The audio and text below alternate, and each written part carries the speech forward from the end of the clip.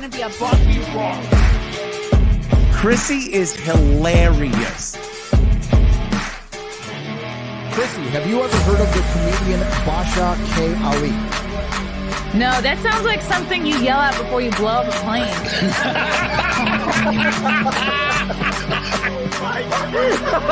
Basha K. Ali! 30 seconds remaining. But you know what good to say? I doubt it will stand up to something. I haven't been disrespectful to you at all. I was very confused by the title, Everything Everywhere All at Once, because that's also what we call it when Ash takes off his shirt.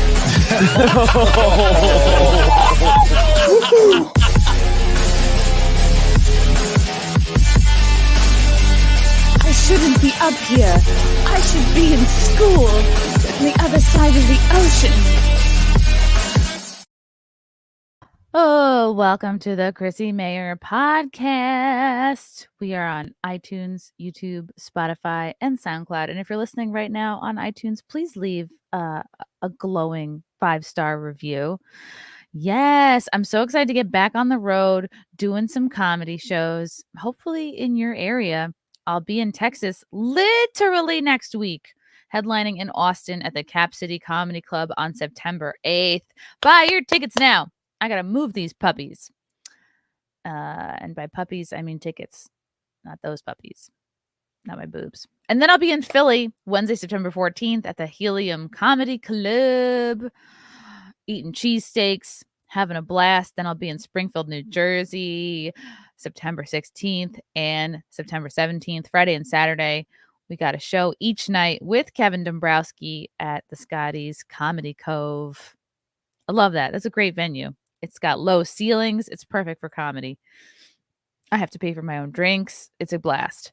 Then I'll be in Bridgeport, Connecticut, Thursday, September 22nd at the Stress Factory Comedy Club.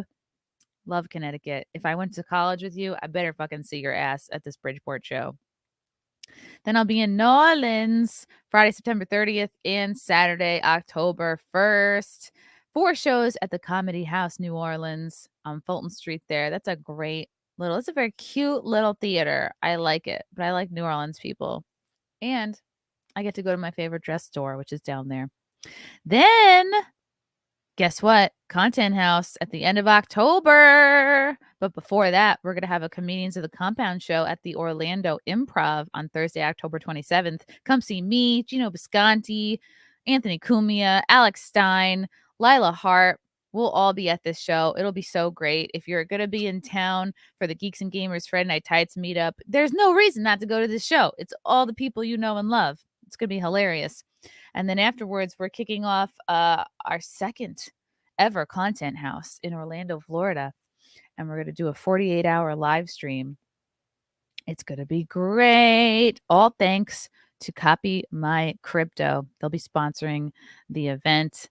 It's going to be great. I'm so excited. There'll be hot tubs. There's going to be a hot tub stream, a pool stream.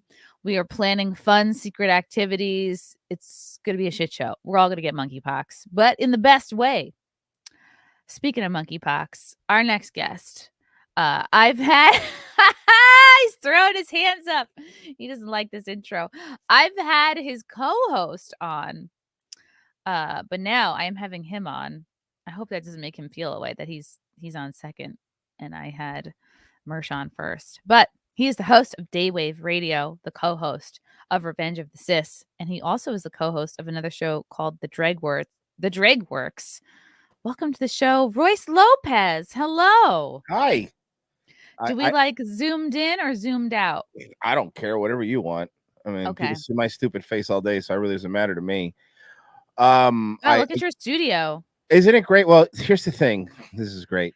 Apparently, I don't know. I hear rumors that some show was canceled on CNN, and I got this place for a steal. I got this place for a steal. Yeah. So you're taking over for reliable sources. Yes, I'm the new reliable sources, guys. They saying I need to get castrated, so I'm still kind of worried about that part. But right. Plus you have to shave your whole head. I mean, I normally do shave my head, but it's funny because the picture you used was me all clean shaven, and now like it's big beard and everything. But but I want to say something because I was listening to your plugs and it was so funny. Like everything you were like, yeah, New Orleans crawfish and Philly cheesesteak and Springfield, New Jersey, and then Connecticut. Everyone's hanging out. It was just and then New Jersey. And also New Jersey. But you know what? Every location has its pluses and minuses. So I'm excited. I'm excited to just be doing shows. a couple of my shows were almost the victim of cancellation. Some people tried to cancel a show I did in Buffalo a few months ago. They called up the venue.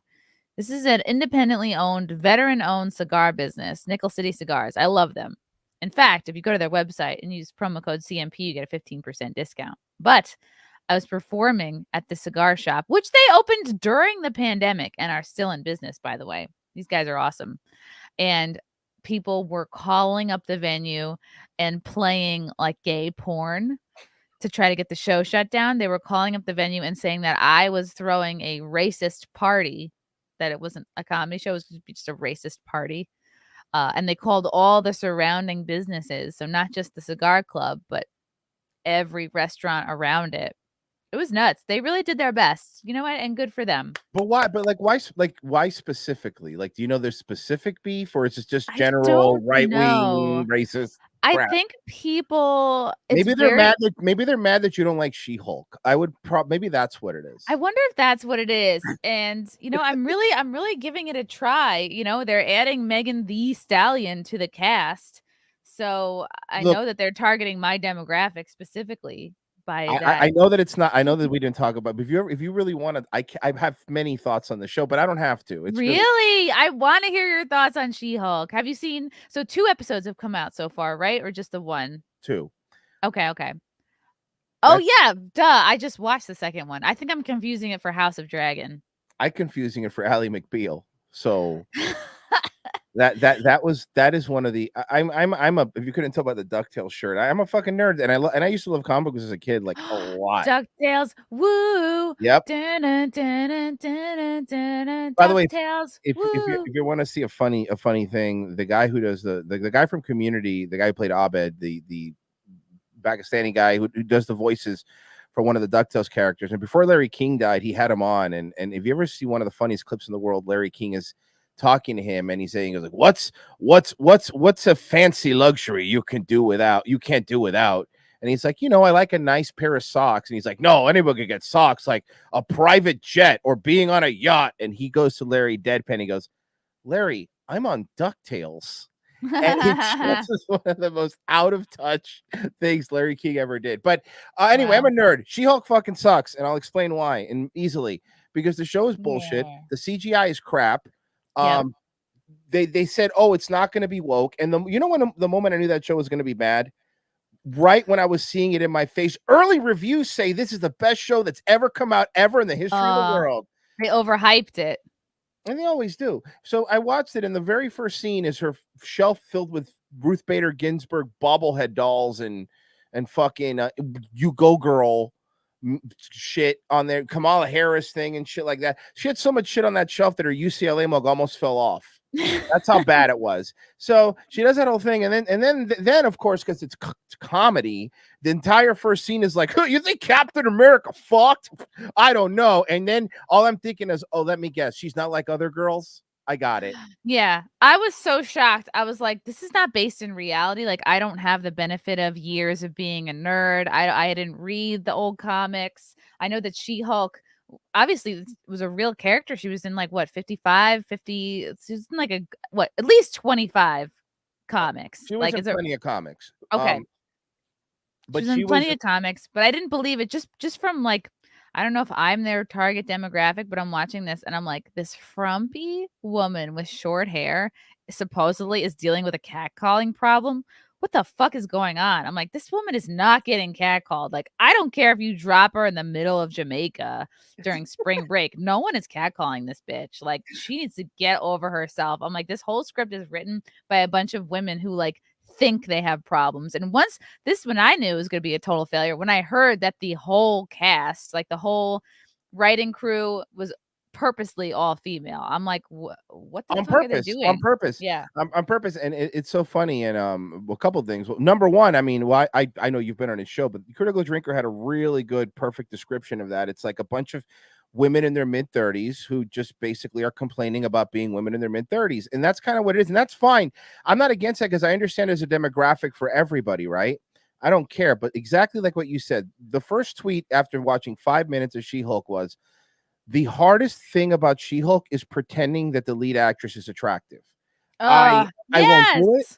I don't get it. I'm sick of this new trend where being mousy is supposed to be hot. And I blame Zooey Deschanel for this. And I curse her. I curse her in her house.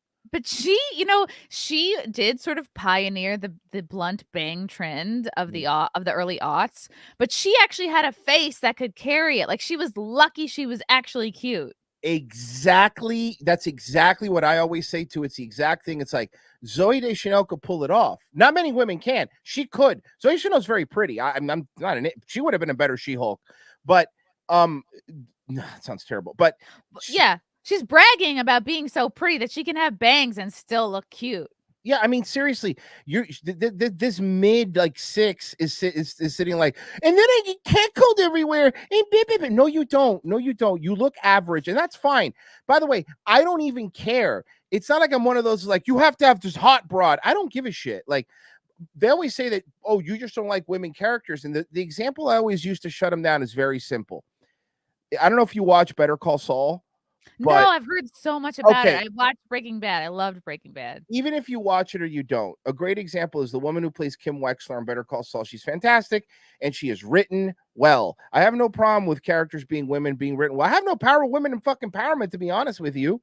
But what I hate is them telling me something bad is good. The scene where I lost my shit, the biggest scene where I lost my shit, was after the flimsy reason she became the She-Hulk, which I don't care. It's a comic book. It's going to be stupid. Who cares, right? But when they're training, and of course she's better than him. And everything right away. With no training, she can throw the rock farther. She can balance better. Oh, no, she's better. It doesn't make any sense. Like, I'd rather her be better at like feminine traits. Like, maybe she's more perceptive. Maybe she's more empathetic. Maybe she can like even read minds. Yep. That I believe, but I don't believe you're stronger than the regular Hulk out the gate. Right. Or maybe better at solving problems because she's a lawyer. Like, I would even be fine with that. Yeah. But maybe she's really good at punching holes in condoms without anyone noticing. Yeah. Maybe these are female strengths. Yeah. Which is basically female stealthing. And it's what it is. But, stuff like that, or keeping it in your mouth and spitting it in your hand and trying to rub it in. Shit like that. Maybe that's the She-Hulk's power. It's green. Right. Who cares? She's really good at pretending like the present you gave her is great. Like, or she's really great at pretending to come. Yes, exactly. And in reality, the truth of the matter is she just has daddy issues. That's all it's about. Yeah. That's her superpower is she has daddy issues. Nothing new here. Well, that's why she yelled at him. So that's the part that pissed me off, because they're sitting there and then he's trying to explain to her, look, you just need to learn to control your anger. It took me really long. By the way, he wasn't even being a dick. He was being very nice. He was like, look, I'm just trying to help you out. I've been through this. She goes, you don't think I know what it's like? I get catcalled and guys look at me and the male gaze and every other feminine blah, blah, blah. I control myself because I have to more than you. It's harder for me. And then I'm like, bro, the fucking Hulk literally crippled his arm, was left alone in space for 2 years, okay? Accidentally murdered people. Like, the guy went through, even if you just watch the movies, the guy went through so much shit. He couldn't be with a woman that he loved. The entire U.S. military came after him. But life is hard for her because sometimes dudes whistle at her. I hate this show. Yeah, and I'm sure it's frustrating for regular Hulk because, like, he's too big down there to like probably be with most chicks. He could only fuck She-Hulk. He could only fuck his cousin. God damn it. You just made me think of that. That's true. He's the only chick. Unless it's like, some like OnlyFans girl who's done it all. She'd be like, let's go, Hulk. Ooh, it's a good point. It's fucking taking a huge green load. I'm assuming the load is green if he's green, right? It must be. It must be like a little like radioactive too. Looks like mashed peas. Yeah. And I don't even want to picture what it might look like when She-Hulk gets her period. But we just gotta I hope didn't that think about that. I hate she that. turns back into her human self during that time of the month. Oh, That's gross. I didn't mean to go there. No, I don't care. But the CGI is also terrible. But I'm done. That's it. We can move on. I The apologize. CGI is terrible, but do you think that's maybe just your sexist viewpoint that you don't want to see an all-female writing cast thriving? Listen, let me explain something to you. Both of those things could still be true in the same place. No, True. I don't want to see an all-female cast writing staff do well because fuck them.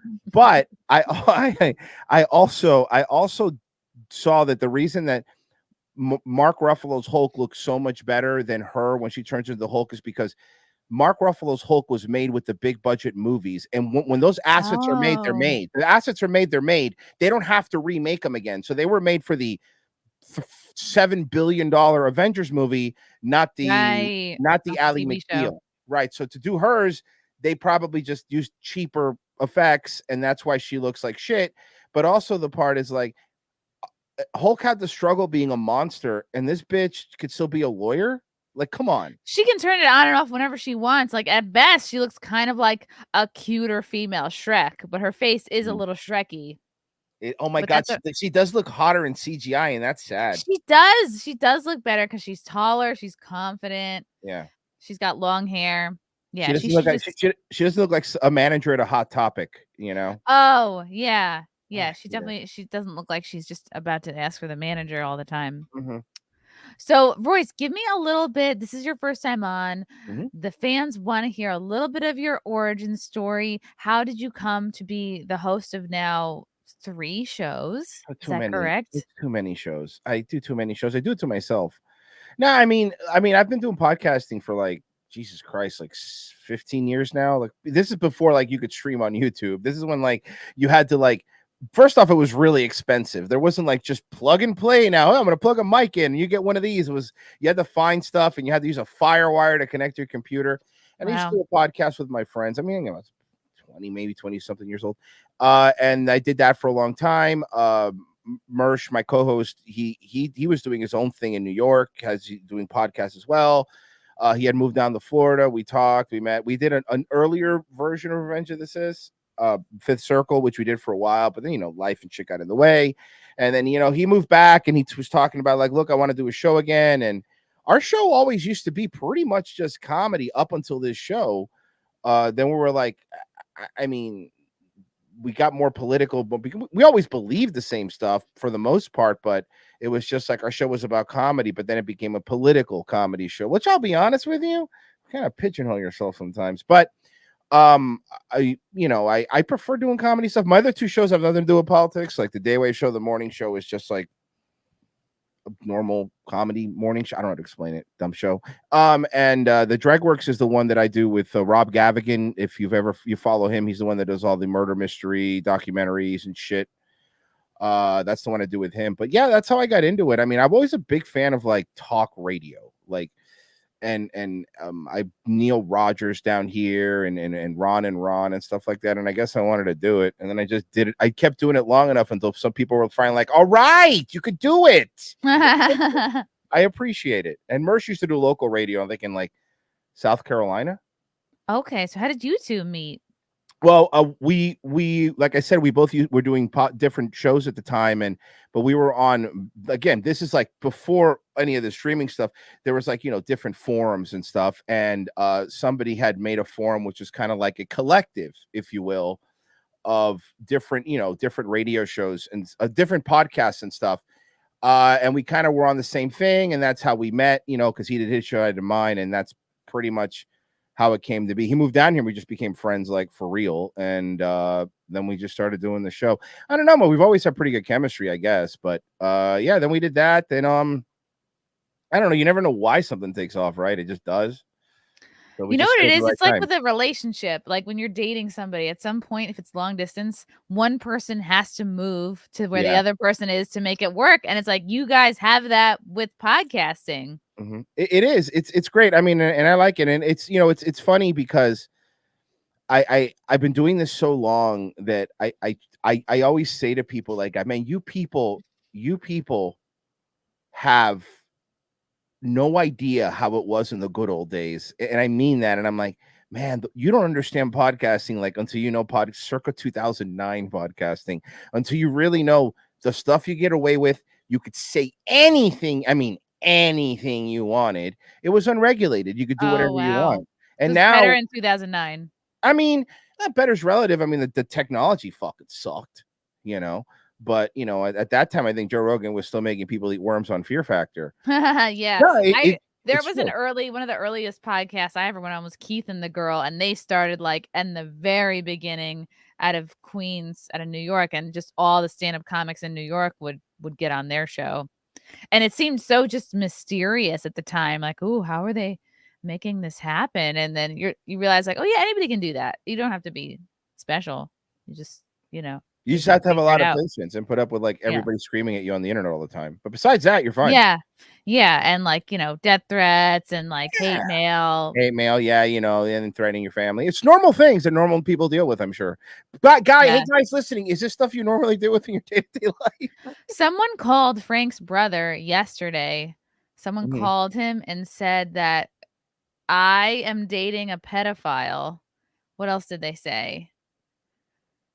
And then that I'm gay and that I suck. Like, I was like, you guys, whoever's calling, like, 5 years old? Stick to one storyline. Yeah. And you smell and you're stupid. Yeah. I was like, wow, so creative. Yeah. But no, I mean, that's how I did it. And, we like doing it and we've been pretty lucky. I mean, I really fucking suck at, and I'm not saying this like humble thing. I really fucking suck at plugging myself. I always feel awkward doing it. That goes away the more you do it. I know the feeling though. It does feel unnatural. Yeah, not that I'm like it's like I feel like, oh no, am I a whore? Probably. I do a podcast. Of course I am. I talk online for people to throw money at me. I am a whore, I guess. So anyway, if you want to throw money at me, go to revengeofthesis.com. Yeah, everyone has to pro. Even if you had a landscaping business, you'd still be like talking to people, be like, hey, you got any trees falling down in your yard? Let me ask you a question. The landscaping thing, it's because I'm Hispanic, right? That's why you made that joke. No, my dad was a landscaper. That's just like, your dad was Mexican? No, he was among the last great white landscapers of our time. That actually sounds like a movie that would be made by like the Daily Wire. The last great white landscaper. And Gina Carano would play you. That would be perfect. I would love that. Who would play my dad? It would either be Thomas Jane, because he's in a lot of those. He's kind of based. Or I don't know how old your dad is, because there's also he's like 75. Who played James Woods? Who played the Nazi in That's what you go for? He's German. I know, but it was just funny that you immediately went to Nazi. Who played the Nazi? No, he's a great actor. Yes. Fuck, what's his name? Oh, I'm literally clicking on a picture of him right now. I'm going to show a picture of him. Christoph Waltz? Yes, this guy needs to play my dad. Christoph Waltz. He's such a good actor. Great. He's so good. In fact, I wish that Christoph Waltz would be my dad. God, he's so cool. He was so fucking good in Django. He was great. So good. He's good in everything. Really good. He was even really good as in the newer James Bond movie that he was in was pretty good. Like, he's good in everything. He's never bombed. He's fantastic. Yeah, he's great. Wow. I can picture him with a chainsaw, climbing up trees, being like, I'm too old for this shit, Like, I need to get some health insurance. What am I doing? Yeah, I mean, I like it. Look, I'm telling you now, that's a good thing though. Now other places are making movies. So, my always concern with and I'm actually very happy that different places are making movies, but I think the problem that there's a hump to get over where it's washing off the what was his face? The Candace Cameron, right? Is that the guy's name? The guy from the super Christian guy that was on not Full House. No, that's DJ from Full House. She's also very Christian, but not him. Candace Cameron, yeah. So like the problem with that is like you have the hump of getting over like any movie that's not made from Hollywood is going to be like some Left Behind Candace Cameron movie. You know what I mean? Full House. Yeah. So that's the kind of stuff that I the kind of hump I feel like they have to get over. Kirk Cameron, that's the person. Kirk Cameron. But also Yeah, Candace Cameron too, because she's also very Christian and Full House. So both work. But Candace Cameron specifically, who did all those like really Wonder like Years. you know Left Behind and stuff like that. So I think that's like the biggest like hurdle to get over, to make movies that aren't like all about trans people becoming the president or whatever. It just seems like, because that is such a hot issue this year, it's almost like it's, and I appreciate your point on like, oh, don't try not to get political, you're just going to alienate potential fans, but it almost seems impossible, because it's like, prior to the pandemic you could kind of stay out of politics, but now it's like politics, even if you're not into politics will get into you, and it's like you have to kind of talk about it, because it's like you're not in touch with reality. Yeah, but you're lucky though, because I'll explain why you're lucky. Because all you have to do is like put a ball cap on, like Elliot Page did, and you could just like, if ever anything falls apart, all you have to do is you put a ball cap on and be like, I'm a dude now, and it will accept you. How did you know? That was my plan, Royce. Like literally, I'm always like one cancellation away from a transition. I'm telling you, that's a great fallback. I pretended I was trans on Twitter for like 2 weeks, and it was the best experience of my life. I changed all my profile stuff. I put trans flags, everything, because I don't know if you guys know this. I don't know if you guys know this. You're allowed to lie on Twitter if you want. So it was all because I had made like, it was just a stupid meme. It was just a picture of a Pizza Hut, and I think the joke was something like, you know what this building is just by looking at it. No matter how many times you try to change it, it's a Pizza Hut. That's what the trans movement doesn't understand. Yes, I saw that. Right. So because of that, I was getting bombarded. So I immediately changed my profile picture. I said I was a female. I was a female to male trans, and I wasn't mean or anything. I was just saying, no, how dare you? I was you mean male to female? Male to female. No, female to male. Oh, I said that because I was looking like this. I used to be a woman. This is what I said. That works. It's okay. Perfect, because I caught him like 3 times when they go, you don't look like, and I go, what does that mean? And then other people would come and defend me. Other people with the rainbow flags would defend me, and then people started apologizing to me in my DMs. So I get you got him by the balls, yeah.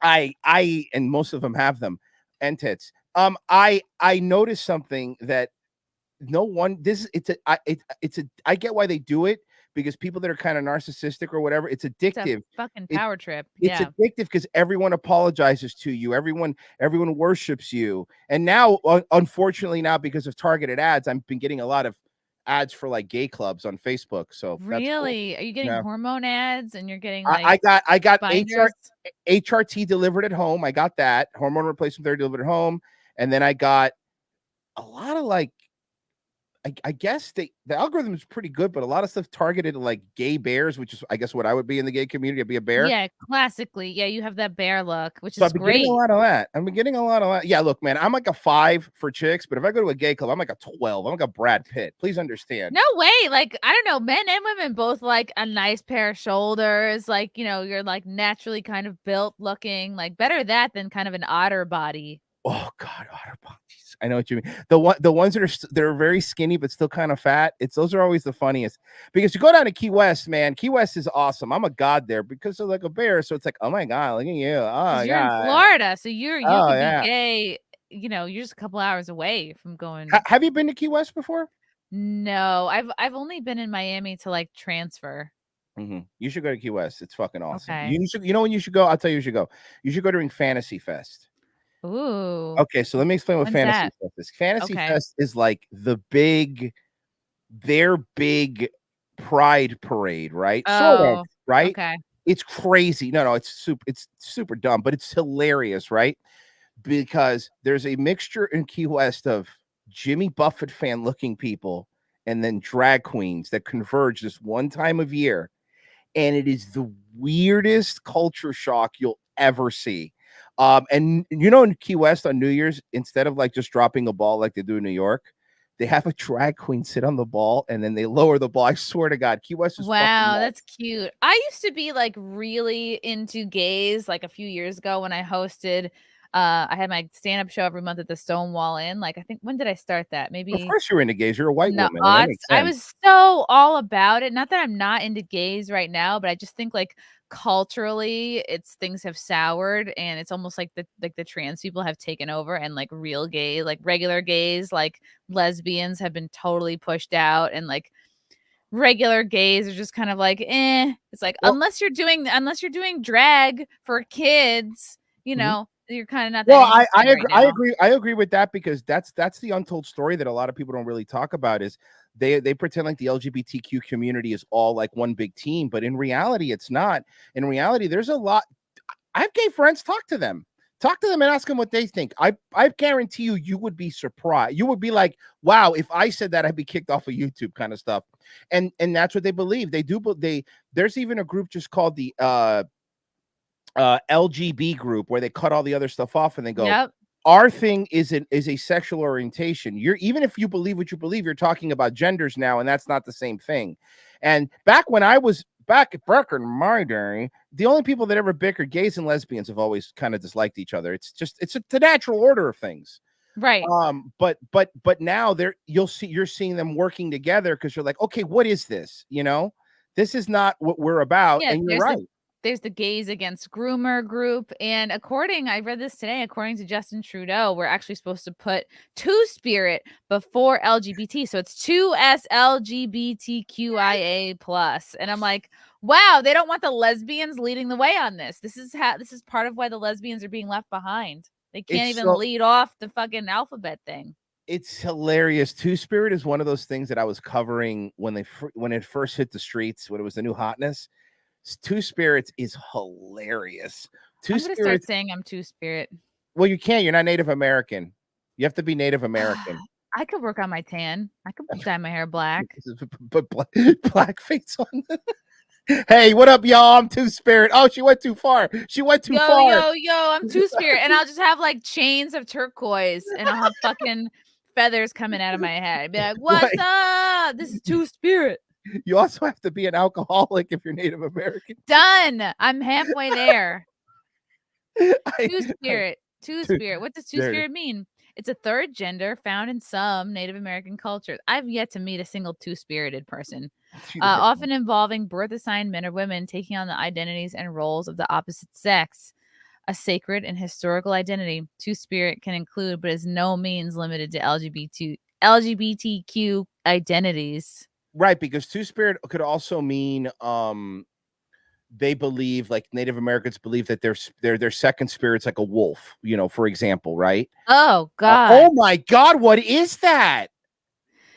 I always thought, like, if you're gonna be a Two-Spirit, one of your spirits has to be an alcoholic, because I thought Two-Spirits was named after they're always walking around with two different bottles of booze in their hands. Right. This guy, dude. See, this guy's not trying to look Native American. If he can do it, I can do it. Oh my God. You know what that is? I'll tell you what that is. This looks like just a Ren Fair costume. Like, it looks like business in the top and wagon burner at the bottom. Yeah. Oh yeah. Can you say I think wagon burner is still allowed. I think that one's fair. I've never heard anyone say wagon burner. Is that like a wagon burner? Is not, I mean, you'll be fine on YouTube because it's so old. But wagon burner is like what like Trail of Tears, like what cowboys used to call Indians. They used to call them wagon burners because they used to burn their wagons. Aha. This is an interesting description. Okay. The term Two-Spirit is an umbrella term across American Indian First Nations cultures for a person who embodies both male and female spirits. It originated at a 1990 conference for gay and lesbian Native people to replace the hurtful, derogatory colonial term berdache, which is a French term for a young male kept for gay sex.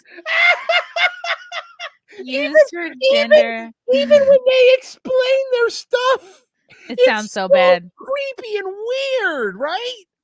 So literally Two-Spirit was created, like they already had a term and it was negative and it was like not something you wanted to be, but they're like, no, we got to wokeify this and make it so people accept it so we can add it to our alphabet gang. Young male kept for gay sex. Jesus Christ. Yeah. That's so hilarious. And ew, now this is literally this is the toxic trans agenda that everyone has a problem with. Like, this is why they don't like kids at drag shows. Chrissy, it doesn't exist. You're wrong. You're just a bigot. It doesn't exist, you bigot. I guess so. Hold on, where are you performing? I'm gonna call and make sure no one goes to your show. Please call anywhere that I'm performing and say that I am hosting a racist party. I'm going to. First off, let me explain something to you. If you host a racist party, I'm gonna be the first one there, so don't even worry about it. Good. And what are you gonna bring? Racist coleslaw? I was gonna bring shoe polish, watermelon, and fried chicken. Let's go. Good. You know, this is a true story, and this isn't a joke. I promise you. Okay. I was gonna buy something. You might reminded me. So I was gonna buy. I needed to buy an old man mask. It's for the show. I was wearing the show. The problem is that when you buy an old man mask in some places, they don't explain what race the mask is gonna be. So they sent me this, and oh God. Yeah. Right. Looks like a potato. Yeah, it's an old black man. It is. Oh, it is. It's definitely an old black Looks man. like Samuel L. Jackson in Django. He's Django, actually. The house slave. Yes. Yes. So I obviously won't put it on because I don't want you to have any issues. But I'm just letting you know that I'm ready for this party. Whatever you need me. You know what? I'll be ready. Here's what to do. Can you host it in that mask? Yeah. Yes, I'll host it in the mask. And what I'll do is to make you feel comfortable, I'll listen to my music on my phone without headphones.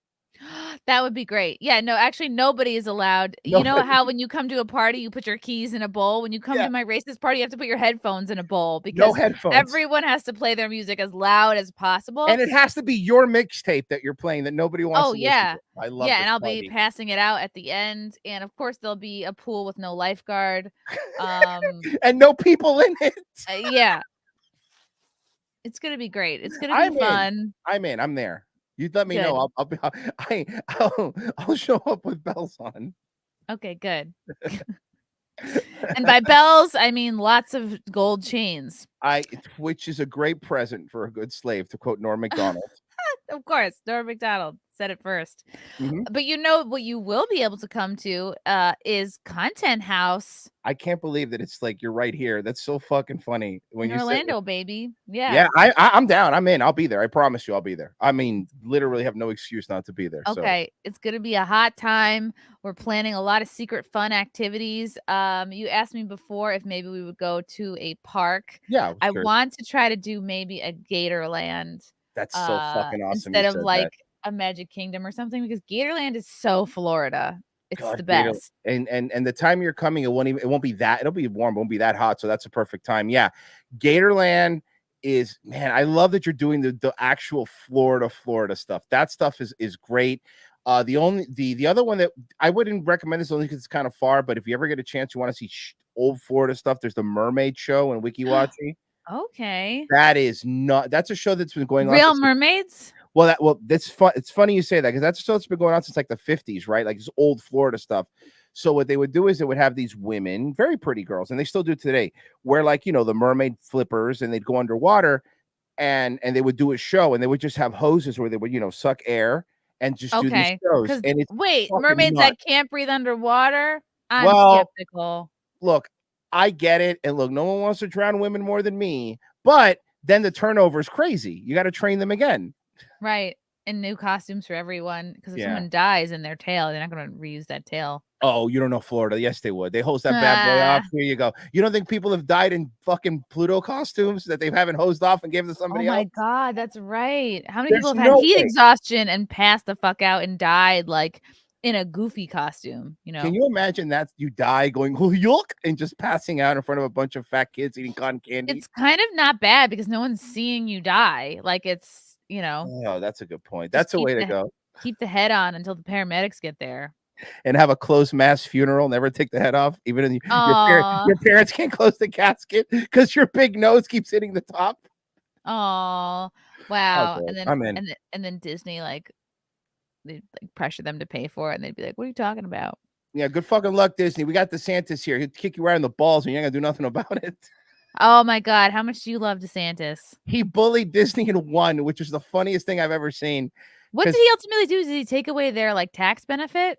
So or he threatened to. So I wish it was just tax benefit because that's something that normal cities give, you know, big whatever. Disney's the only place in Florida that had its own functioning government. Like they there was the Disneyland property is called Reedy Creek, right? That's what they named it. Reedy Creek is a property that in the 60s. It's like the Vatican. It's Yes. like DC. Boom, perfect way to describe it. It's like the Vatican, right?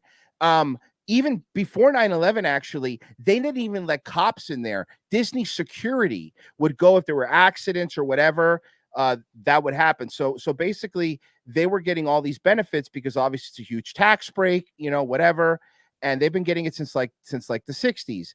Their system is so scummy, put it to you this way, that the way they have legally do votes and stuff is Disney owns 15 trailers on Disney property. Trailers, okay? And then those trailers have citizens, the people that live in them. They really don't. But they bill them $50 a month to live in these trailers. That way, those people who are Disney employees vote for whatever they want, and the city will pass anything. Oh my God, you're like a slave. Exactly. So that's how it works. So DeSantis was like, okay, you want to feel froggy and you leap. Let's see what happens. So he goes, guess what? You don't get, and he really fucked them because now you're making lefties argue that this mega corporation does need their own government, which is hilarious. Whoa. How did that, I feel like that was so under the radar for decades. It was, you want to know why? It was under the radar for decades for two reasons. Number one, every governor, left or right, has always played ball with Disney. And I get why, because they bring a lot of jobs here, right? And the higher up Congress and Senate, Disney's lobby has been paying them money forever. That's why copyright law used to be 50 years. Disney threw money in Congressman's pocket. They moved to 75. Now it's 100, then a 125. And that's the next thing that DeSantis says. Next time the copyright thing comes up, all Republicans will be like, no, you lose Mickey now. Mickey's everybody's. Which is the way it should be. So because Disney has the money. I mean, what are you gonna go up against Disney? So DeSantis is like, all right, you know what? Guess what? You could move if you want. Good luck. And Disney's a bunch of fucking hypocrites too, because they loved all the stuff. They were allowed to stay open during COVID. No one made them do anything. They left them alone. So DeSantis came and said, you don't get a city anymore.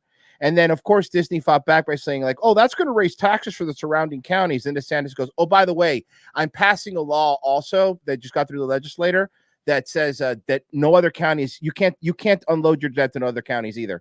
And then they go, yeah, but what about the firefighters? This is this is them just swinging to see. Disney's like, what about the firefighters that work at Reedy Creek? They're not going to have a job. He goes, oh no, they will. Reedy Creek is going to turn into a local fire department, and we're going to give them all raises. And then Disney's like, oh, okay. And that's it. What are you going to do? Leave? Fucking leave. So then what did they do as a result? Did they back off a little bit? Well, Disney, I'll tell you what they did as a result. The funniest part that Disney did, if you want to know. After all that happened, Disney will never admit that they're pulling back from trying to be as woke as they did. Did you really see Disney say one word about the Roe v. Wade thing? Even one? Nope. They kept their mouth shut, right? Do you want to know why they kept their mouth shut? Because now it's like, you come do it again. Do it again. I dare you. Wow. And also, you also have to be Disney and argue that you're for like killing their target demographic, which is hilarious to me.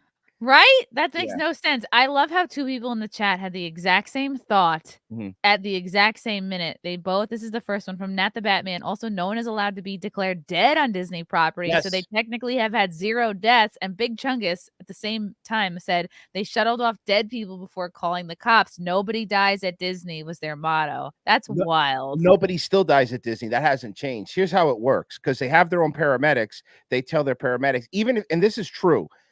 Many years ago, somebody was actually decapitated on a Disney ride. Like, not, not that it's the log flume. What ride was it? No, it was one of the roller coasters. The guy was a tall guy, but it was his fault, by the way, because he stood up. Imagine it's just like somebody hit on Gaston too many times, and he's like, just cut their head off.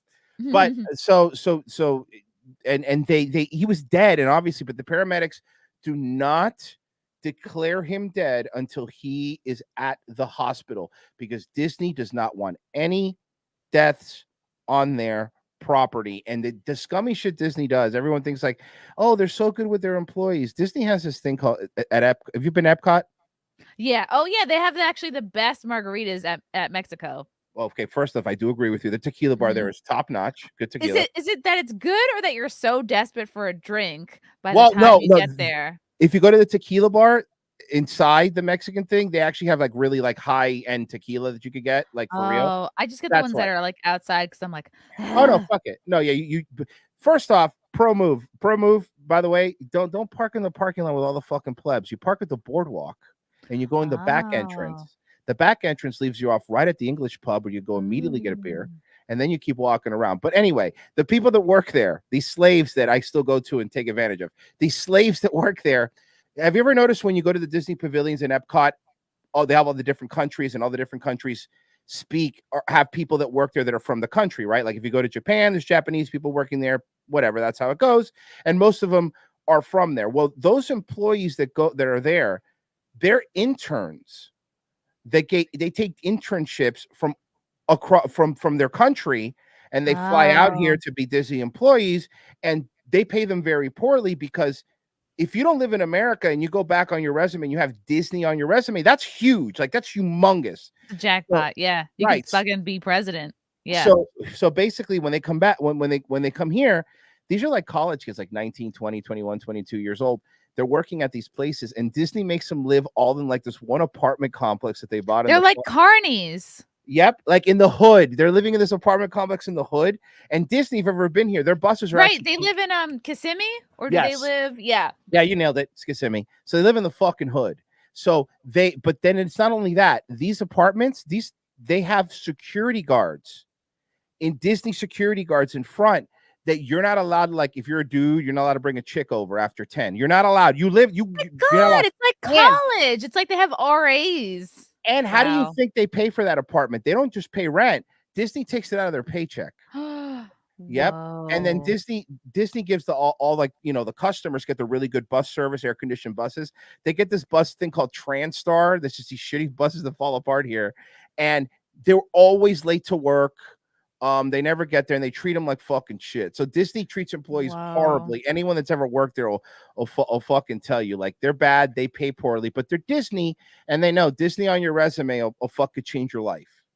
Whoa, I really wanted to work at Disney, like when I was out of college, and I didn't know what I wanted to do. I thought I wanted to work at Disney. I thought I wanted to like be an animator at Pixar, like all these jobs I thought I really wanted to be a page at 30 Rock. Like these are all like very low paying jobs that I thought would be so cool to have. But when you're like 21, you don't know shit. So you thought being a page was going to be like Kenneth from 30 Rock? Well, this was before 30 Rock. Oh, wow. Wait a second. So you were OG wanting to be a page. OG wanted to be a page even before it was cool. I interviewed twice for the job after I graduated. So I interviewed twice for the job in like 2001, 2002, because I had 2 fucking internships at NBC and I gave tours at my college. So I couldn't have been more qualified for this shitty low paying job. And I just didn't get it. I was so upset.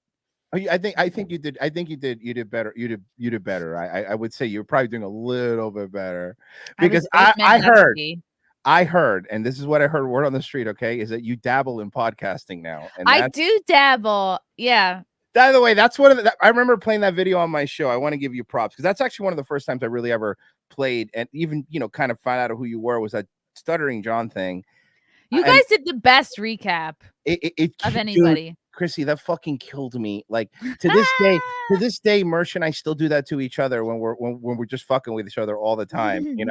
It killed me. It broke his heart. You destroyed him, and you weren't even being mean, which is the fun. What made that so funny was you weren't being aggressive. You weren't being a bitch. You were just being like, "Oh, so I dabble." It was just such a smarmy. Shutting down while white stuff was growing on the corner of his fucking mouth. Like I didn't even have time to think about what I was saying. Yeah. It just came out because I was so shocked that he was getting mad at me, and I was like kind of frozen, and I was like, oh God. And I was like, this person's really angry with you. Like, don't make any sudden moves. Try to calm him down. And then he was just like, his face was frozen the whole time. I was like too afraid to tell him to reset his camera. I was like, yeah, he's very aggressive, but then you figure out he's just a dope. He's a dope. I mean, he's a dope. How could you say he's a dope, Royce, when he is pulling guests such as Nikki Fried? I hate him. Sorry. Oh my God, look at her. Honey, you look terrible too. Jesus Christ. Let's see. Absolutely. I will come back. I'm going to make myself accessible. And because why is she wearing scrubs? Oh, well, Look at her okay. So shirt, Nikki for it's governor. That let looks like me the Project Veritas logo. dude, she's so low rent. She's so low rent and so bad. She was doing her own texting to people to reminding them to vote. That's how Oh bad. You're no. on. There's tension, and it's really, really She seems like imperative. she seems like a type that would be like a teacher or a nurse, and You, she's like she knows better. Everyone else is shit. I feel like she low-key hates men. you know what she is? She's the target demographic for She-Hulk. Yes, she There is. she is. She-Hulk. A single lady who's in her late 30s who is just like, and it's actually the men that are keeping women down in this country. God, oh my God, John honestly you know the funniest part about John, just watching anything he does, watching this His reactions, just watching his face, like him trying to figure out like what to say. Well, I think it's him trying to understand words, right? Like I think it's him trying to process like yo. In this interview, it's funny because in this interview, his questions are, and I swear to God, it's hilarious. It's just basically him reading her Wikipedia. Oh to her, God. and then he would Google like news articles like and he actually what do you think what do you think about DeSantis and Disney and DeSantis and the Disney thing? And I mean, that's basically what I just asked of you. yeah. No, there is a complete difference. Do you want to know why? Because well, number one, he was just basically this was him setting her up for her to get her talking points in, right? Then the next thing he did, he went to the news article about DeSantis and the abortion thing. Well, what about DeSantis and the abortion thing? I heard you were saying some stuff about that was real bad. And it's which, by the way, which is funny because Florida's 15 weeks, by the way. It's not even people. Nikki Fried was literally tweeting things like, and I bet you DeSantis really wants to take away abortions. I'm like, he's not going to. He's never signaled to it. Why would you even say it? Because she wanted him to so bad, so she had something to run on. But I'll tell you the mistake that happened. This woman you see here on the right would have done way better against DeSantis than the guy that won. The guy that won was Chris, and Chris is somebody that was governor in Florida once. He ran as a Republican, won. Then he became an independent. He lost to Rick Scott. Now he's running again as a Democrat. But the problem is that Nikki Fried is a woman, and she could have scored the woman points. Right. Why do they keep running old white guys all the time if they keep wanting women? That's what I'm trying to understand. Well, because the old white guys are the ones that are actually qualified to do it. Oh, that's a really good point, because it's running the country, not making a delicious turkey dinner. That makes sense. Of course. Yeah. I mean, like when we need a sandwich made, let's call Nikki Fried, although I feel like she'd fuck even that. I have a feeling Nikki Fried is somebody who has a humongous Uber Eats bill and does not make her own sandwiches. I feel like she would make the most resentful, angry sandwich when you're like, I don't taste any love in this. I taste nothing but just anger. And just all the worst things. This is a funny, and this might be a troll. One of Carl's viewers from Anonymous Liberal. I would advise everyone to make their YouTube name anonymous. The last time I donated on here, I was doxxed on WATP Discord, and someone named Carl called my place of employment to try to get me fired. Can I tell you that when it comes to Stuttering John, Carl is the Michael Jordan of covering him. Yes, he really is. It's like an art form.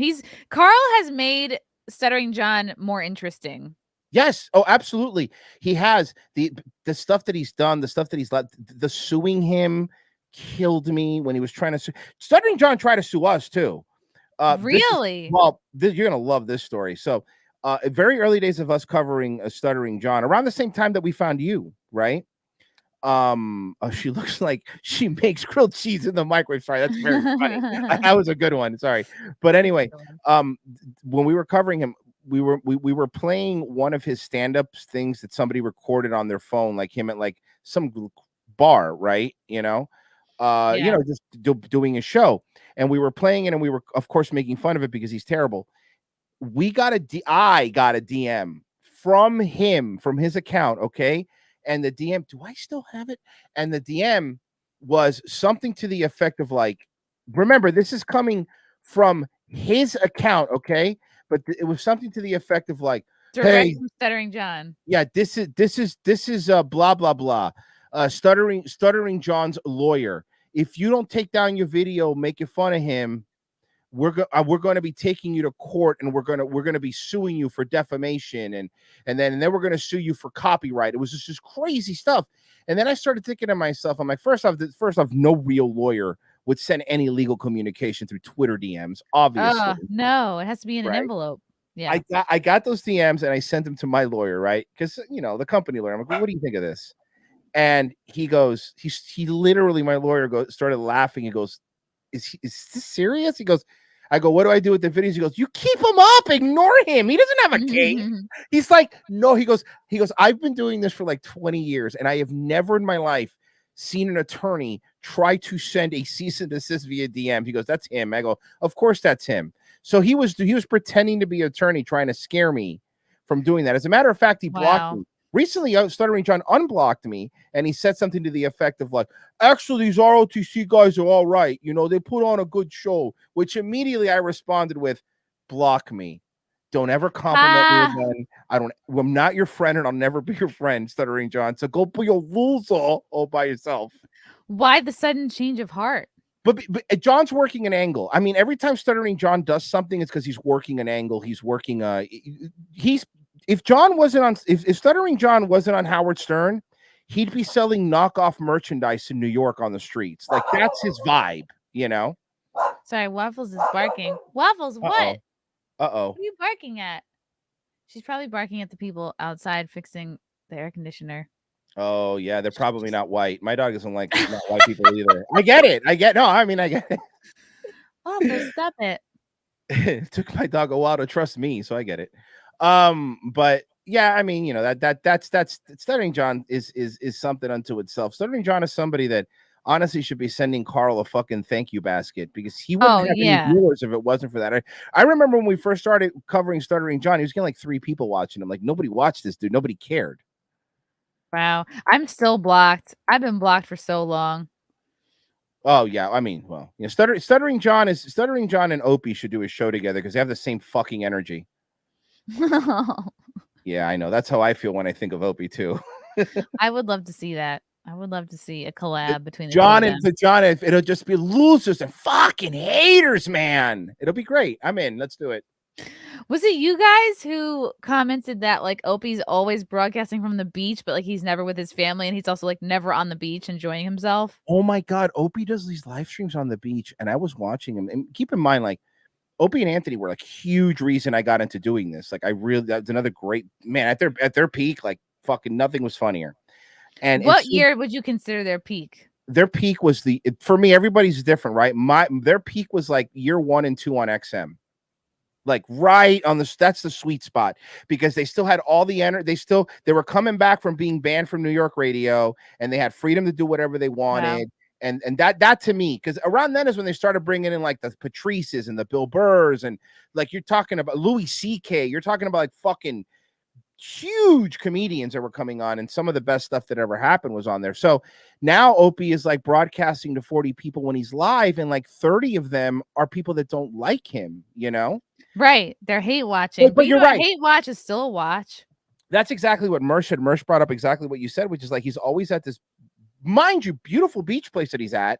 It looks expensive. Yeah. And even his New York apartment looks expensive. He lives in the Trump Tower. He said it before. We know where he lives. He said it. He said it before. Right. Which is hilarious because he hates Trump. Those are like right next to, are those next to the West Side Highway? Yeah, he actually did an entire stream where he was talking about like, well, yeah, but it's fine because he doesn't really. And I'm like, Opie, first off, why do you dox yourself, you moron? And secondly, secondly, when he's not making streams at the beach, he's at the beach and he's there 4 hours. I'm like, where's your family? Where's your kids? They're not at the beach. By the way, I don't believe that he should have his family and kids on the stream. But if I'm on the beach spending time with my kids where they're not at school, wouldn't you be with them at the beach and not whatever you're doing? And you don't have to point a camera then be like, but I'm here with them. They're in the background or something. But he's just mad and he's upset. But when he does his New York streams now, he literally does streams where because he doesn't want to pay. Listen, it's so sad. He doesn't want to pay for parking at his building because it's too expensive. So what he does is on the days they're doing the street cleaning, he has to wait and move his car. So he streams from his car waiting for a spot to open up. And I'm like, bro, you used to be one of the actually endearing. Like if somebody like Gino Bisconti did that, I'd be like, this is a fucking show. But right, of course. But now when it's Opie, when it's all like, God, I'm so sick of talking about Jimmy. And I'm like, shut up. Bro. Yeah, he said he claims that Jim Norton stopped being talented, which God, I even covered that on my possible? show, and we covered it on the show, and even Mersh was like, it's like, look, you could even accuse Jim of you could even say Jim's not trying as hard. Fine, that's a criticism you can bring up. But if someone's talented, they're talented. You could don't say lose somebody talent. yeah, you could say someone is not using their talent. That's fine, but to go, he's still the same guy that made the same. Like, you understand? Like, again, it's sour grapes. It's everything with him, and I'm really good friends with some people that used to work there too, like behind the scenes. And when he left, and when it came out, all the people that he went behind their backs and complained to management to, people that were loyal to him, he was going behind their back and complaining to management. And I'm like, wow, man, you have like no wonder you have no friends. Like, No this loyalty. is why. He was carrying everyone. But like, yeah, all you can do to just suck up to the management to make sure your spot is secure. Is this true? He had his mirror stolen twice. He has, you know, that I don't know.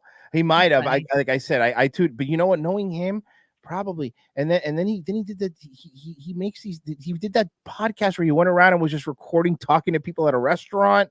Oh, no. But which again, honestly, could be a good segment if done with the right people. But he would set his microphone on the table, Christine. I shit you not. All you heard was clink, clank, clinkety, clank, clank, clink, clank. Hey, can I get some more fries? Oh, no. And I'm like, bro, what the fuck are you doing? You know, you used to be one of the biggest radio stars on the planet. So you think because he lived his life in a way that showed no loyalty to anyone, which is why he has nobody around him now, no friends to podcast with, no, old producers to like help him with his show. Well, I mean, look at the other cast. Like, look at the other cast that were on the show, right? All these other comics that are still around still hang out with Ant. They still hang out with Jimmy. They still hang out with everybody else they don't with him. So I know why? I mean, I would assume again, it's because when you're somebody, Opie also suffered a lot from jealousy. I think that's true. And I know a lot of people go like, oh, that's always the first thing. But I really do think that because, if Opie would have accepted what his role was and what he was good at, he wouldn't feel as bad. And especially after he basically, the joke on our show is he basically was so mean to Steve C that he eventually killed himself. But I mean, it's like, he was really mean he was not like, the stuff he did was gross. He's a gross guy. Like, he always tries to be the good guy.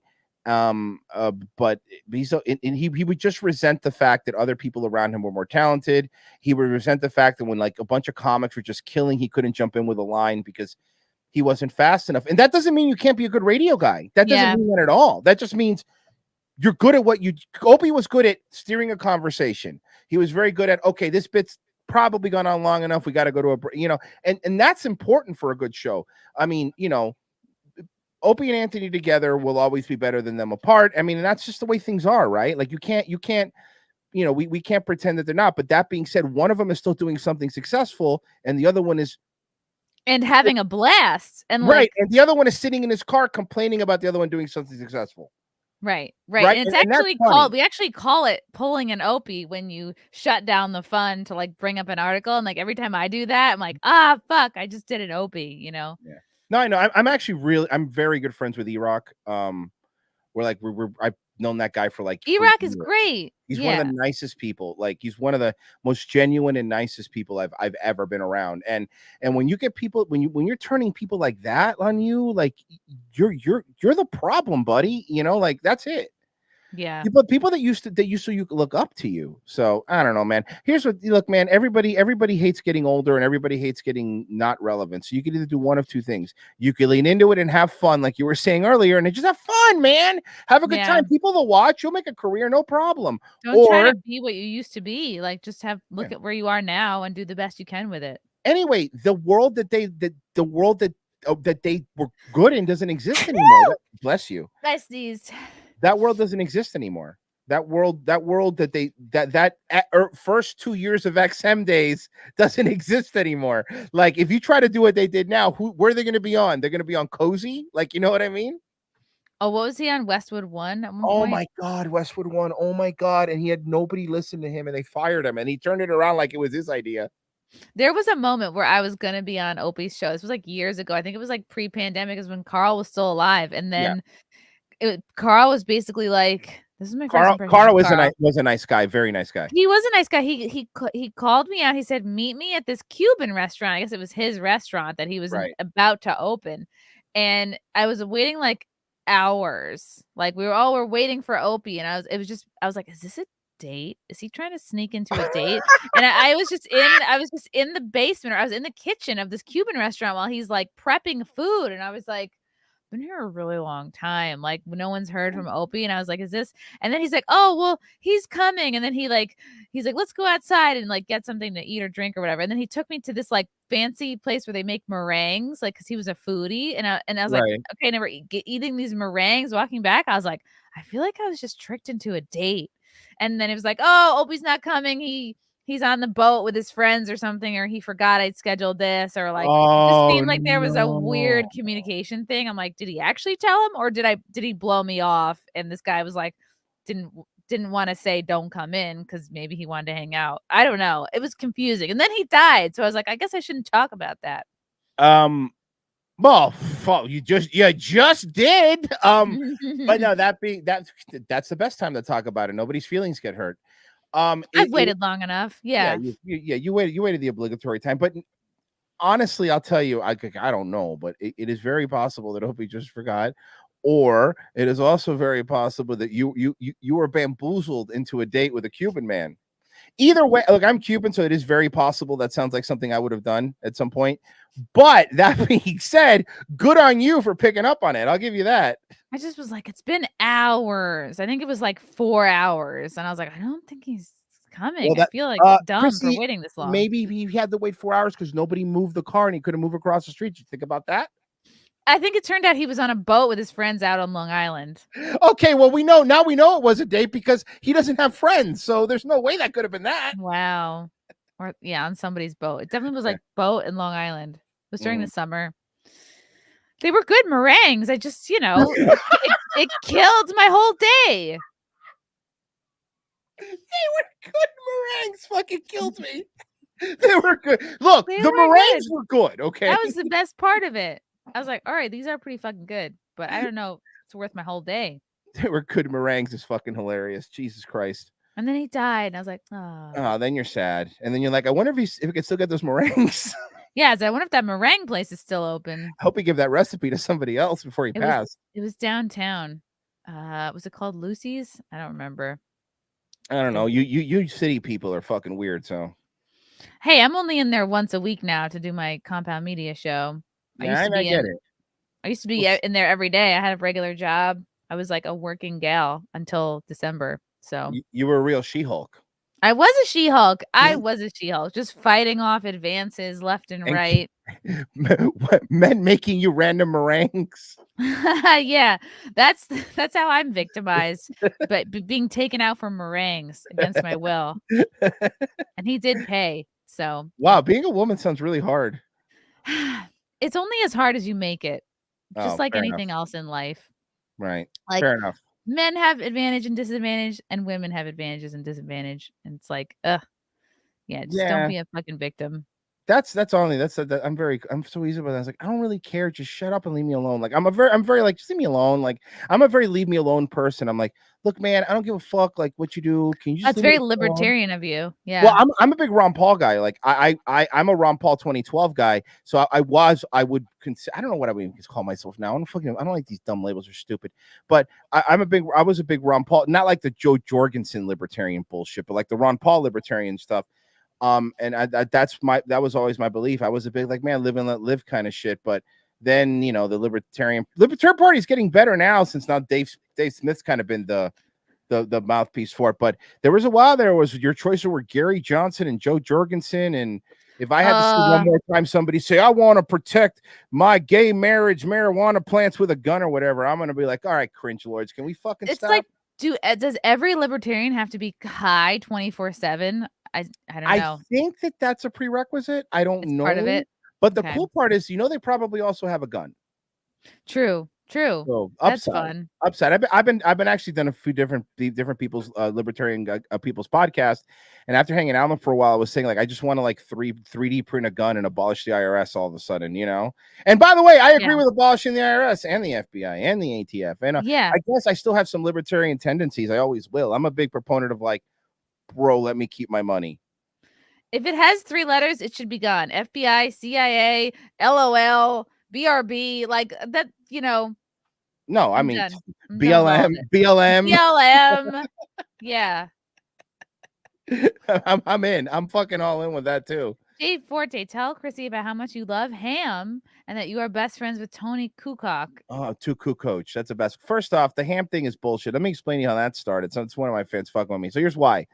And I know this is a fuck. Look, I'm sorry. Look, I apologize, but you're ready for some media. I don't mind ham, but it's like never the first thing I think of. Check this out, because you're ready. You're gonna get some media, because this is gonna be Alex Jones hot take you're about to get. You ready? Okay, I'm ready. I don't particularly like hot ham. I'm not a fan. What? Yes, whenever somebody's like cold ham. Yes, lunch I like lunch ham. Okay. But whenever somebody's like, oh, a traditional Easter dinner, we're going to have a big ham. And I'm like, I don't want a hot. I just don't know why. I do not like the way it tastes. I feel like you're copying out because you don't want to buy steak. Do not like green eggs and ham. I do not like any colored ham. And I've never, hot ham is an abomination and affront to God. And especially if you try to like make it sweet and put a glaze on it. Fucking no. Sorry. Really? Okay. I don't. And I like pork. I love pork. I'm Cuban. I love pork. I just hate hot ham. Yeah, I remember Carl was trying to give me pork or sliced ham. He was cutting up something. He was like throwing me chunks. Yeah, he's Cuban. Makes sense. Yeah. So you got meringue and pork? I don't know, Chrissy. That sounds like a pretty good date. It wasn't bad. I just wish I had known that he was never gonna come. That Opie was never coming. Yeah, that's a really good point. Yeah. I think it might have been my first year at Compound. It might have been like 2019. So OG day stuff, yeah. Yeah. God, man, Jesus Christ, we're 2022 already. Fuck me. I know. Do you know it's gonna be September? Like in 2 days. Oh my God.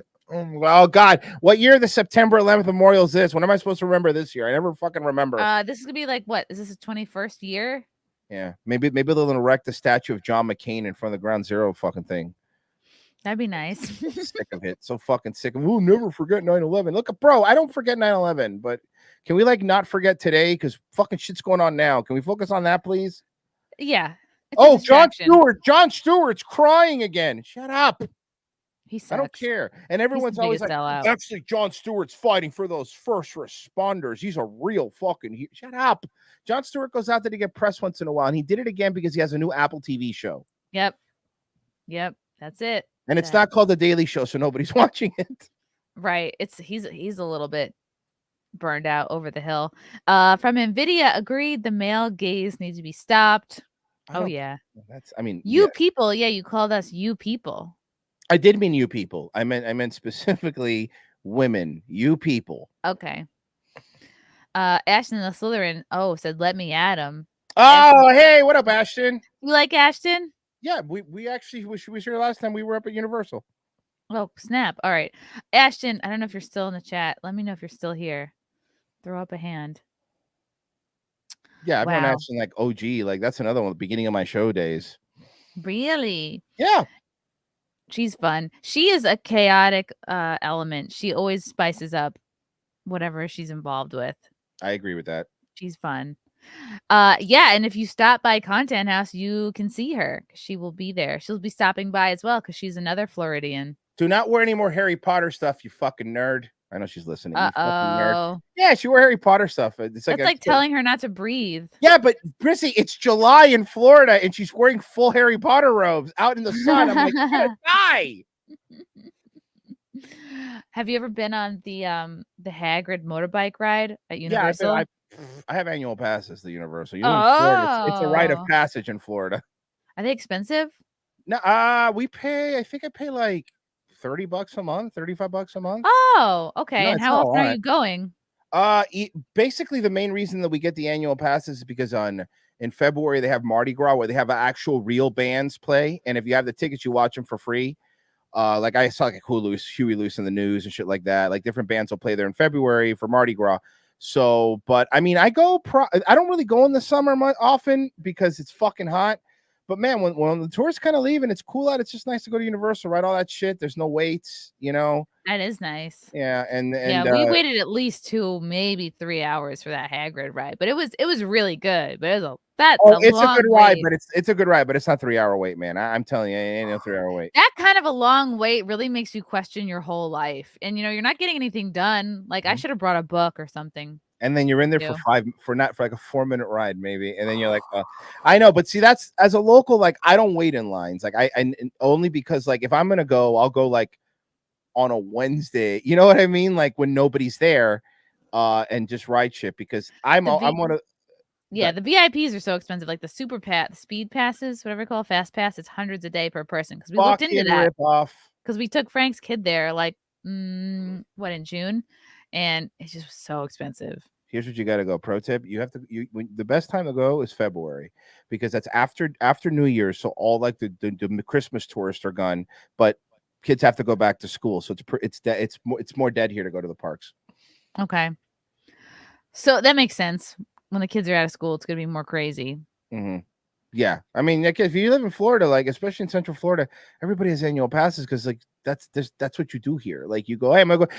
Disney's the best. Obviously, Epcot's the best of the Disney parks. You get to fucking get hammered, and they know. Did you do the challenge? Did you go around the world? No, because the last couple times I went, it was like I was kind of the only drinker. It was like Frank's parents who were like not looking to get hammered, and then like Frank and his kid who are not looking to get hammered. Oh, that's because you're a Native American. It's in your blood. Yeah, I was trying to explore my two-spirit, and I couldn't do it by myself. Yes, I could have done a date interview while waiting in that line. True. That would have been actually pretty funny if you would have just sat there and be like, so is this a date or but it's over here it's kind of funny because the drinking around the world thing, Disney knows that they do it, but Disney will never ever mention it.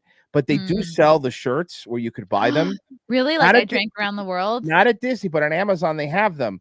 And they have, so you just check mark after you go to everyone, after you take, and you next time you come, you should go around the world with the shirt and see if you could make it all the way around and drink. You just the rule is only this: you have to have one drink that's from that area, right? Like if you go to margarita, if you go to Mexico, a beer, a Boddington's, if you go to England or whatever.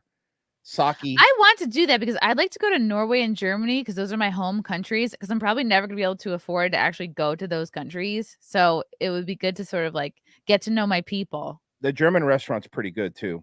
Ooh, okay. It's hilarious. The food's great, but it's so funny because are they angry there? Well, that's okay. So that's exactly what I was gonna say. So they have like a band, a traditional German polka band up there that's playing, and they're singing in German and everything. And there's a point in the evening where they go, "Okay, let's have the kids come up." And then it's a bunch of kids up there, and they're all dancing. And I'm like, "Oh my god, it's like a Hitler Youth rally up there!" Because oh my god, now everybody heil, yeah, exactly. And I'm like, I really like this restaurant. There's an order to it. Everything's so organized, and everyone knows what to do. It's super weird though, because I don't see any. Never mind. They screen them out the door. Wait, you don't see any looters there? No, I was gonna be like, why are they measuring people's noses at the front though? Okay. Oh, like, there's nobody here that can do my taxes. What's up with that? Super weird. This place is great, but they can't handle their finances. There's nobody here trying to like nickel and dime the prices down. Exactly. So weird. Seriously, if you ask for a discount there, they throw you into a closet and close the door. They throw you into a windowless van. Yeah. And these 4 stars on Yelp. Authentic experience. Did not like being locked in a closet. Did not enjoy the steam shower. Yeah. Barely escaped.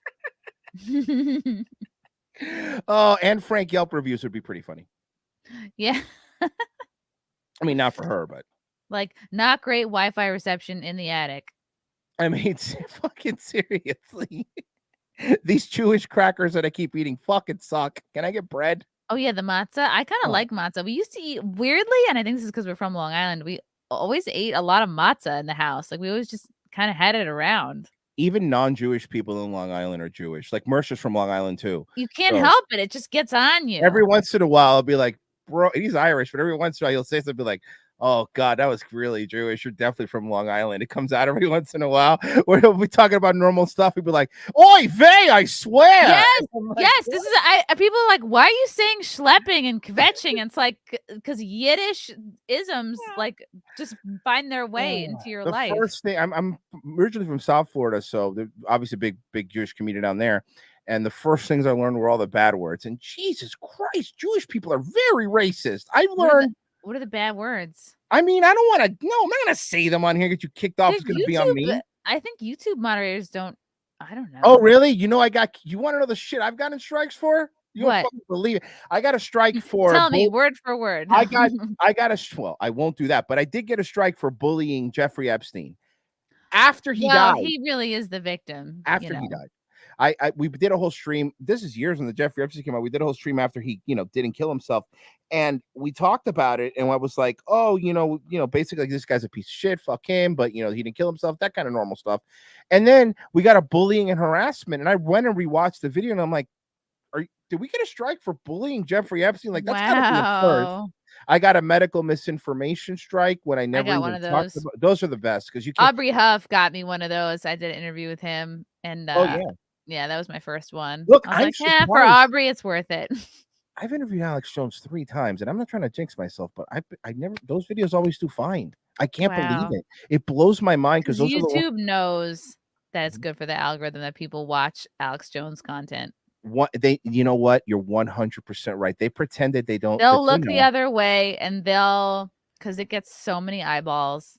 They know people love him. Alex's first interview with us, he came on and I remember him saying like, and I promise you guys, I know I'm on YouTube. I won't get you guys in trouble. I'm promising you. Flash pan 10 minutes later. That's why we need to kill government officials. And I'm like, no, Alex, what are you doing? Yeah. And he's just rehearsing his one-man show. Don't worry. Yeah. No, I mean, I don't care. It's worth it. Send Pizza says, hey, Royce. I would put that's doxing. You should probably put that down just so you know. Oh no, I don't know if that was a fan. That's a troll. Nah, that's a troll. They were there. Okay. The address was a dox. That's the only reason. Oh, okay. I'm gonna click on that. Oops, nope. I was trying to click the other thing. Hey, but keep the $5 though. I will keep the $5. Good. Okay. Yeah. Well, Ghislaine Maxwell is making friends in prison. They won't share the client list, but they will tell us that Ghislaine Maxwell is making friends in prison. She's besties with evil sadistic murderer Narcy Novak. Mm-hmm. Perverted sex trafficker Ghislaine Maxwell has reportedly become fast friends in prison with Narcy Novak, the Florida woman. Did you hear about this? Serving life for orchestrating the murders of her millionaire husband and his mom. What? Okay, but wait a second. And what you said at the beginning is 100% right. This is just a distraction. Yeah. Why don't tell us who was on the list? Right. Something that's what people want to know. People don't care if she's making friends in prison. Mm-hmm. But she is. Once inside, Ghislaine gravitated towards Narcy. Her name is Narcy. Given their ages and millionaire backgrounds. Not Nancy, it's Narcy. Narcy. Oh. Given their ages and millionaire backgrounds, they were always destined to get on well. Together, they spent hours talking, laughing, and joking. Mm-hmm. Maxwell, 60, who moved to FCI Tallahassee last month to serve a 20-year sentence for grooming young girls to be abused by her late pedo ex, Jeffrey Epstein. Novak is 65 and was portrayed by Paz Vega in a 2015 Lifetime movie about her shocking case, Beautiful and Twisted, which also oh my God, this is like a celebrity puff piece about her being in jail. Mark my words. You know what's coming next? Lifetime original movie on Maxwell.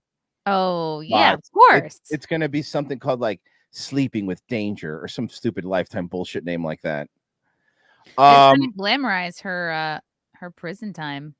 Hold on, that picture, if you scroll down just a little bit, is that her with George Lucas? Like, did she kill George Lucas? Oh my God, that was her millionaire husband. George Lucas. No wonder they replaced him with a body double. No more Star Wars that suck now. She has pretty great boobs. Listen, you know who else has great boobs? Maxwell. That's true. She has great honkers. I mean, It's so frustrating when someone you hate has such great boobs, like i.e. Nancy Pelosi, i.e. Nancy Ghislaine Pelosi's Maxwell. jugs, are they real, you think? I Maybe. can't tell. I can't tell if they're real or she had fake ones put in earlier and then they just got bigger over time. I don't know, but those boobs are Jesus Christ. But what they're attached to is so gross. It's like the crypt keeper having nice tits. That is exactly how I feel about Pete Davidson. Like, sure, he may have the biggest dick on the planet, but it's attached to Pete Davidson, so no dice. Pete Davidson looks like is the prototype of the girl that says I could fix him guy. Like that's what he looks like. He's the guy that always smells like shitty weed, right? And he's always sleeping on someone's couch and some shit. But women, everybody knows somebody like Pete Davidson, by the way. But women always love him, and you're like, what? He's a loser. He's on Suboxone. Like, you know what it is? Because it's like, you know how women are more attracted if a guy has a wedding ring on. They go, oh wow, he's been sort of like pre-certified by all these other big time female celebrities. That's whatever he's got going on is probably worth their time. It's like you know what? I think you're right. I think it's become like this thing of legend, this thing of myth, right? Where it's like, well, he's so I need to know what Kim Kardashian saw in him. Right. I need to know what Kate Beckinsale saw in him. And I honestly think that at this point we're getting to the point where women are going to start dating Pete Davidson just to revamp their career or just to be in the media. Yeah. Kate Beckinsale's a great example. I like Kate Beckinsale. I think she's very pretty, but Kate Beckinsale's someone whose movie career kind of went away after her Underworld movies that she did. And now she just kind of does, Instagram and typical, post Hollywood stuff. But then the moment she started dating Pete Davidson again, it was like, hey, Kate Beckinsale, remember her from Underworld? Right. It's a good way to be relevant. I think he's linked in with whatever PR team the Kardashians are with. I don't know if that's just Kris Jenner or like whatever outfit she's associated with, but I think he's like locked in to be part of their machine. I know him, and I know he dated Larry David's daughter. Yes, Cassie. Yes, I remember that, and I always thought to myself, like, look, good way to get yourself, networking and to know people. It is, if you think about, I mean, Larry fucking David's daughter has got to know people that are going to help you out. But at this point now, I think it's just look, here's the other thing, and here's the truth. I would be more mad at the Pete Davidson thing if it wasn't, because people think you're just jealous he's fucking all these chicks. I'm not, and you want to know why? Because he might be fucking all these chicks, but Pete Davidson's not funny. Like, Pete Davidson, to me anyway, Pete Davidson's never going to be a guy that's going to blow up like a Will Ferrell did when he left SNL. He's going to make movies, don't get me wrong, and he'll probably come back and have his own skit show or something. But Pete Davidson might be known for fucking. But after all that stuff goes away, when he's some 50-something-year-old that looks like an old junkie, he's not going to be doing Talladega Nights like Will Ferrell did when he was 50. Yeah, I hope he's saving up. I just hope he has a good money manager. Well, he is. He lives with his mom. Like, so he is. Okay. Like, we actually saw it at Pete Davidson Cribs for real, like one of the YouTube version of it. Okay. And Pete Davidson actually lives in his mom's house. No, he's bought his mother a house. And he lives in the basement of it. It's like a nice basement, but he lives in the basement of it.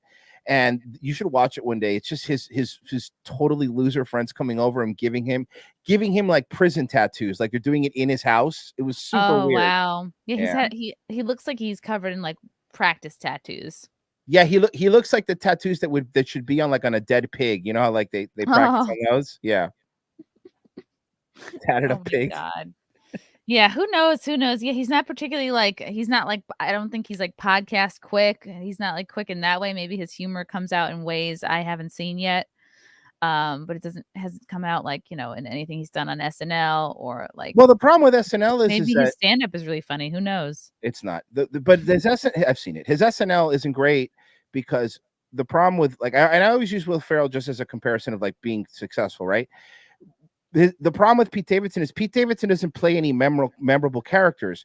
No matter who he plays in a skit. You don't think a guy who's high all the time is a memorable character? I mean, it is if it's not your whole personality. And that's what's funny about him is that like, every skit, it's not like, Will Ferrell's playing Harry Carey or Neil Diamond. It's, Pete Davidson's just playing a Pete Davidson type in the skit.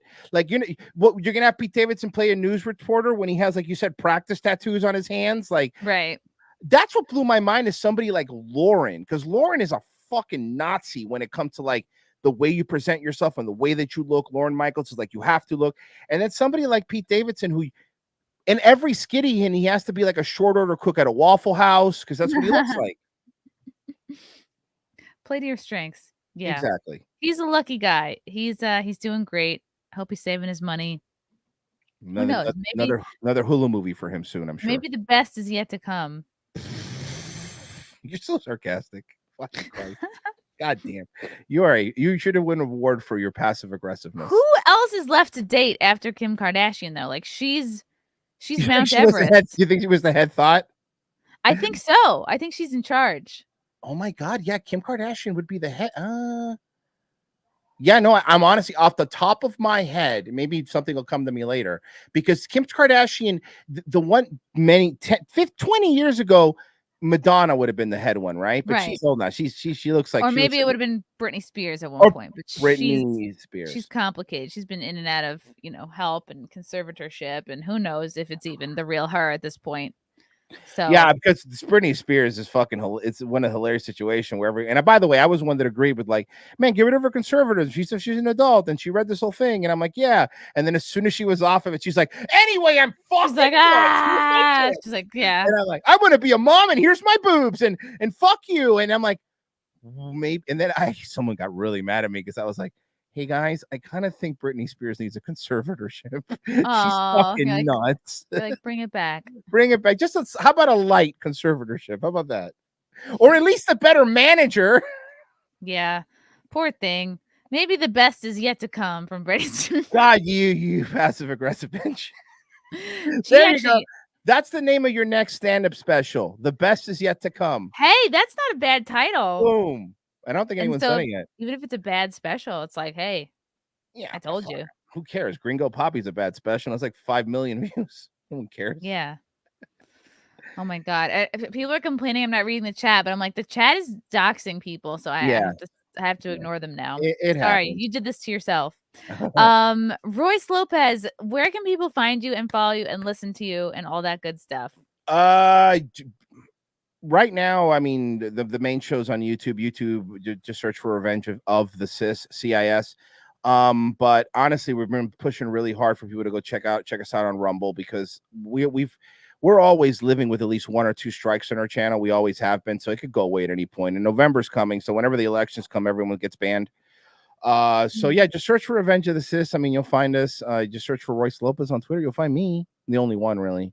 And I mean, I think that's it. Daywave is my morning show and Dregworks is my night show. I mean, I said I'm bad at plugging. So there's my plugs. That was a great plug. Thank you. It was a wonderful plug. Maybe the best is yet to come. The best is yet to come, guys. Thank you for coming on, Royce. Appreciate you as always. Appreciate the chat. Thanks for all your fun comments and questions. Until next time. Bye.